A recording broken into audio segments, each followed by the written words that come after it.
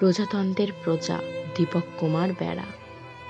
বহু কষ্টে অর্জিত সাধের একটা দিন, একটা মুক্তির দিন। ২৬শে জানুয়ারি সাধারণতন্ত্র দিবস, প্রজাতন্ত্র দিবস। ফুল মালা আর জাতীয় পতাকা নিয়ে ছেলেবেলায় করেছি কত প্রভাত ফেরি।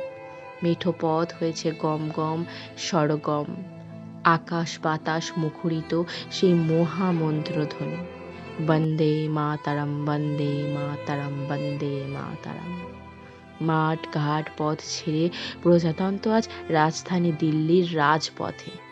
বিশাল ইন্ডিয়া গেট বিরাজিত সুসজ্জিত এই প্রশস্ত সরণিতে। একদিকে দেখি কুচকাওয়াজরত সামরিক, আধা সামরিক বাহিনী। রাজপথে বার্ষিক চলমান প্রদর্শনী, রঙিন বর্ণাঢ্য শোভাযাত্রা মনোমোহিনী। অন্যদিকে রাজ্য থেকে আগত সাংস্কৃতিক আলেখ্য, লোককৃষ্টি।